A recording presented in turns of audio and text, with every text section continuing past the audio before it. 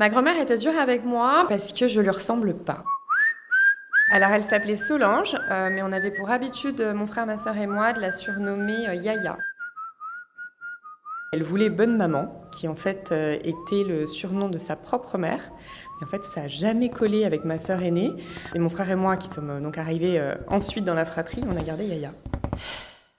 Elle n'était plus établie à La Réunion puisque mon grand-père, pour ses fonctions de sénateur, en fait, était établi à Paris et décédé à Paris. Je pense que ça lui permettait de garder un lien avec mon grand-père alors qu'elle était plus réunionnaise qu'elle, c'était pas possible. Et elle venait à peu près 3 mois de l'année à La Réunion jusqu'à ce que physiquement elle puisse plus le faire puisqu'on ne pouvait plus voyager à 97 ans comme on le faisait à 75 ou 80 ou voire 85.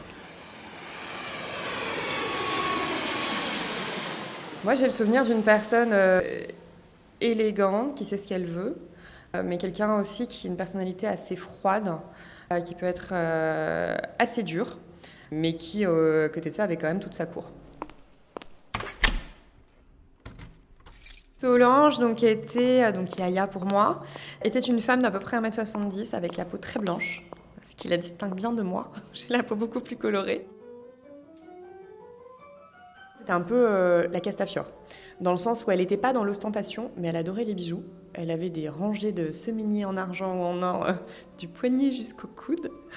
Elle était donc toujours parée de bagues, de boucles d'oreilles, mais encore une fois, ça allait tellement avec son physique réellement que ça faisait pas too much. Toujours habillée très élégamment, elle s'achetait toujours des très beaux chemisiers, mais jusqu'à la fin en fait, elle était toujours très élégante. Jamais des chaussures plates. En tout cas, moi, je l'ai jamais vue avec des ballerines ou des petites sandales. Je l'ai toujours vue avec des chaussures à minima rehaussées de 2 ou 3 cm avec des petits talons. Donc, quelqu'un d'extrêmement élégant, toujours extrêmement bien coiffé. Enfin, il n'y avait pas un fil qui dépassait, pas un cheveu de poser sur son épaule. Enfin, elle était toujours impeccable. Moi, je l'ai beaucoup admirée, parce que je pense que surtout, arriver à la fin de sa vie, être toujours aussi élégante, je pense que c'est compliqué, on n'est peut-être plus très focus là-dessus. Comme elle recevait des gens tout le temps, en fait, quand je vous dis qu'elle avait sa cour, elle avait vraiment sa cour. Donc qu'elle soit à La Réunion ou à Paris, elle avait toujours des gens qui venaient la voir, parce qu'effectivement, elle représentait quelqu'un à l'époque. Ma grand-mère était un modèle de grand-mère assez particulier. C'est pas du tout la grand-mère comme le mot sonnerait dans l'esprit des gens.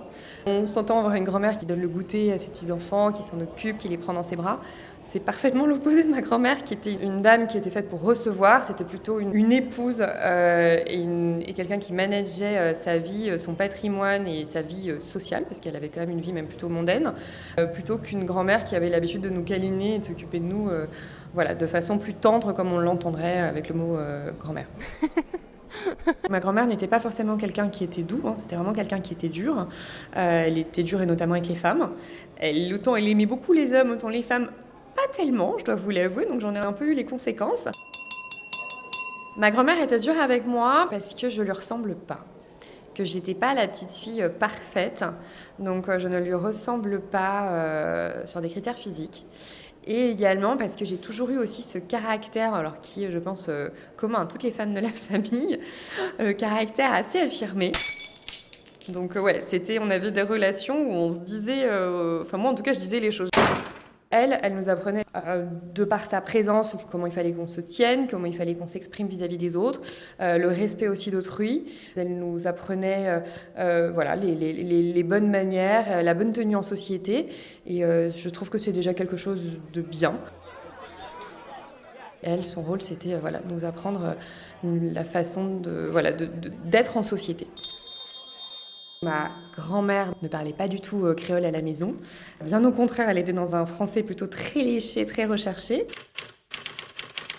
Et les valeurs portées par ma grand-mère, c'était des valeurs de droiture, d'honnêteté, de rigueur, de respect des humains et de respect des lois.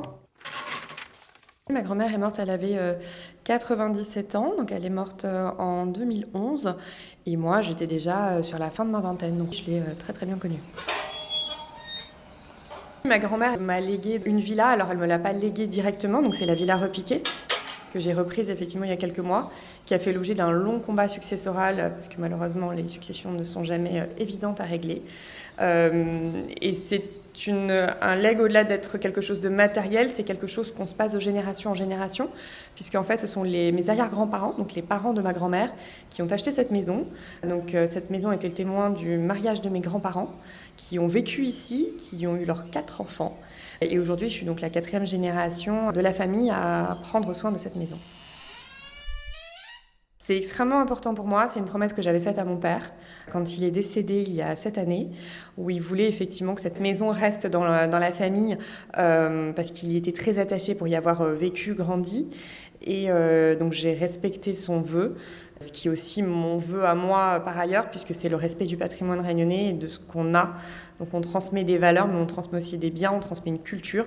Et je veux que la Villa Repiquet soit effectivement la transmission de cette culture et qu'elle rayonne en dehors de la famille, en l'ouvrant au public.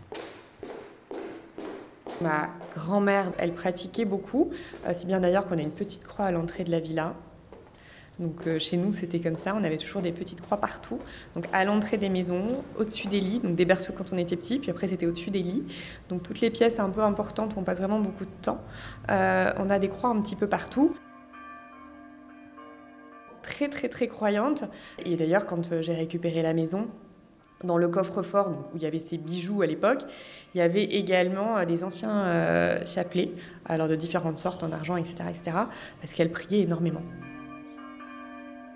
Quand elle était en métropole, elle nous appelait tous les dimanches matins à 11h pour être sûre qu'on soit allé à la messe, de 9h le matin. Donc, je vous avoue que là-dessus, je pense qu'on a prié pour demander pardon pour le mensonge, ce n'était pas tout le temps le cas. Et quand on n'y allait pas, on lui disait qu'on y allait quand même pour acheter notre paix. Parce que sinon, on avait un sermon pire que dans l'église, qui était vraiment un vrai sermon, là, dans le côté négatif des choses. Et du coup, on mentait. Donc oui, elle voulait absolument qu'on ait une éducation religieuse. Mais oui, on a été élevés dans la traditionnelle religion catholique. C'est ce qu'elle m'a légué. Je dois avouer que c'est ce qu'elle m'a légué. Aujourd'hui, je tiens de cette éducation très stricte sur la façon de se tenir, la façon d'être, s'exprimer aux autres et de se comporter avec les autres aussi, avec respect, quelle que soit la personne en fait. Et oui, je pense que vraiment c'est ce qu'elle m'a laissé.